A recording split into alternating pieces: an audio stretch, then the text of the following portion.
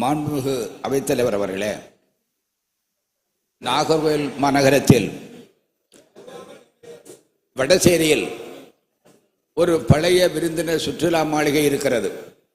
அது தங்கம் தேட்டர் பக்கத்தில் இருக்க நீண்ட நெடிய நாளுக்கு சொந்தக்காரர், உங்கள் பொதுப்பணித்துறைக்கு சொந்தம். ஆனால் அந்த கட்டடம் பழுதடைந்து கிடக்கிறது. இப்பொழுது யாரும் பயன்படுத்துவது இல்லை, எந்த விருந்தினரும் தங்குவதில்லை.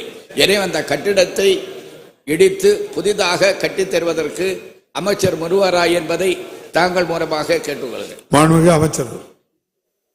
மாண்புமிகு பேரவைத் தலைவர்களே, உலகமே வியக்கிற அளவுக்கு உலகத்தில் இருக்கிற சுற்றுலா பயணிகள் எல்லாம் வருகிற இடமாக இன்றைக்கு நம்முடைய கன்னியாகுமரி மாறி இருக்கிறது.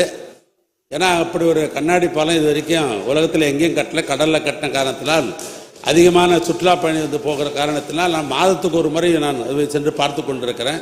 அவர் சொல்லியிருக்கிற சர்க்குலேட்டர்ஸை அடுத்த முறை வருகிற போது நானே வந்து நேரடியாக நான் பார்க்கிறேன்.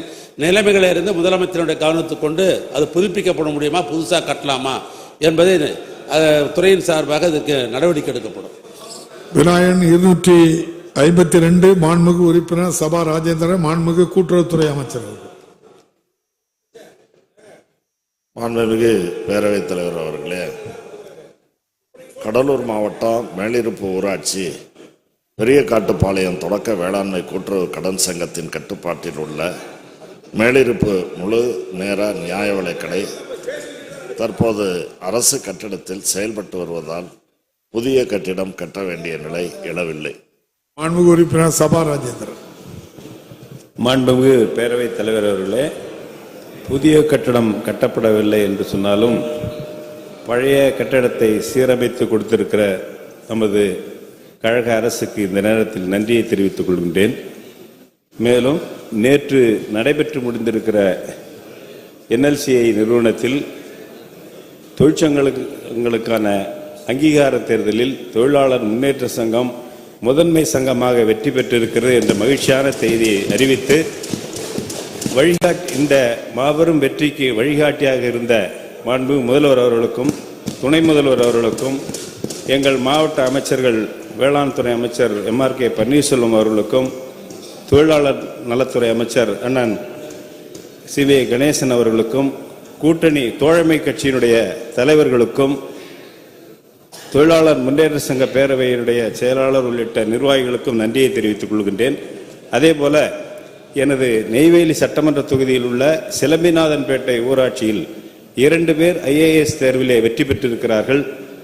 அதில் சரண்யா சரவணன் என்பவர் 125வது இடத்திலும், ராஜ பிரபு என்ப மாணவர் 744வது இடத்திலும் வெற்றி பெற்றிருக்கிறார்கள். இதில் சிறப்பு என்னவென்று சொன்னால், இந்த 2 மாணவர்களும் மாண்பு முதல்வர்களுடைய பெருமைமிகு திட்டமான நான் முதல்வன் திட்டத்தின் மூலம் பயன்பெற்றிருக்கிறார்கள் என்ற செய்தியை தெரிவிப்பதில் மகிழ்ச்சி அடைகிறேன். எனவே அந்த 2 மாணவர்களும் மாணவியும் மாணவரும் மாண்பு முதல்வர்களுக்கு நன்றியை தெரிவிக்க சொல்லி இருக்கிறார்கள். நான் அவர்களை சென்று வாழ்த்தி வருகின்ற போது சொன்னார்கள்.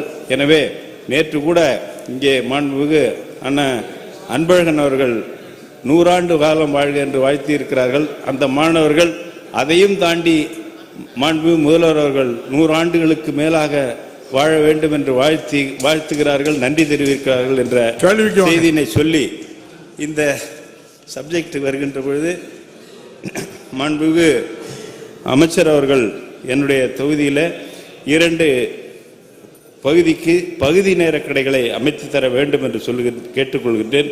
விசூர் ஊராட்சியில் மணலூர் காலனி என்பது ஒரு 5 கிலோமீட்டர் தூரம் சென்று ரெட்டிப்பாளையம் கடையிலிருந்து அவங்க வாங்க வேண்டியது இருக்குது. அதில் 120 கார்டு தான் இருக்குது என்று சொன்னாலும் சிறப்பு நிர்வாக கருதி அந்த பகுதி நேர கடையை அமைத்து தர வேண்டும் என்றும், அதே போல் கீழ்மாம்பட்டு ஊராட்சியில் முத்தரசங்குப்பம் பகுதியில் 968 கார்டுகள் உள்ள அந்த பகுதியில் ஒரு முழு நேர கடையை அமைத்து தர வேண்டும் என்று மாண்புமிகு அமைச்சர் அவர்களை தங்கள் வாயிலாக கேட்டு அமர்கிறேன். மாண்புமிகு அமைச்சர். மாண்புமிகு பேரவைத் தலைவர் அவர்களே, மாண்புமிகு உறுப்பினர் அவர்கள் ஏற்கனவே புதிய கட்டிடம் வேண்டும் என்ற அந்த கேள்வியை எழுப்பியிருந்தார். அவர் அந்த கேள்வி இங்கே வருவதற்கு முன்னதாகவே அந்த கடை பழுது நீக்கப்பட்டு இப்பொழுது அது புது பொலிவோடு இருக்கிறது. அதைத் தொடர்ந்து இப்பொழுது பகுதி நேர கடைகள் 2 வேண்டும் என்று கேட்டிருக்கிறார். குறிப்பாக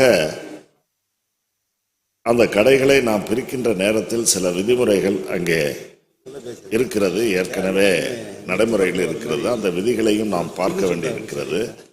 இந்த திருவாமூர் தொடக்க வேளாண்மை கூட்டுறவு கடன் சங்கத்தில் 2 கடைகள் ஏற்கனவே இருக்கு.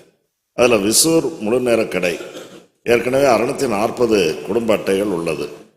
இதிலிருந்து ஏற்கனவே 2 பகுதி நேர கடைகள் ரெட்டிப்பாளையம் நன்னிக்குப்பம் என்ற 2 கடைகள் 474 210 ஆகிய எண்ணிக்கைகளில் குடும்ப அட்டையில் இருக்கு. ரெட்டிப்பாளையம் பகுதி நேர கடையிலிருந்து அவர் குறிப்பிட்டு சொல்லியிருக்கின்ற அந்த மணனூர் காலனி என்பது 94 காடுகள் தான் இருக்கு. ஆனால் தூரத்தை பொறுத்தவரை 5 கிலோமீட்டர் அளவு இருக்கின்ற காரணத்தாலே இதை சிறப்பு நிகழ்வாக எடுத்துக்கொண்டு எதிர்காலத்தில் அதை செய்வதற்கு வாய்ப்புகள் உருவாக்கும். மாண்புமிகு உறுப்பினர் சபா ராஜேந்திரன். கடைகளை பிரித்து தருகிறேன் என்று அறிவித்திருக்கிற அமைச்சர் அவர்களுக்கு நன்றியை தெரிவித்து, கூட்டுறவுத்துறையிலே செயல்பட்டு கொண்டிருக்கிற சர்க்கரை ஆலைகளை நவீனப்படுத்துகின்ற திட்டம் அரசிடம் உள்ளதா என்பதை கேட்டு அமர்கிறேன். மாண்புமிகு அமைச்சர் அவர். மாண்புமிகு பேரவைத் தலைவர் அவர்களே, சர்க்கரை ஆலைகளை பொறுத்தவரை நம்முடைய சுற்றுலாத்துறை அமைச்சர் அவர்கள் இதற்கு உரிய விடையை தனி கேள்விக்கு அளிப்பார்.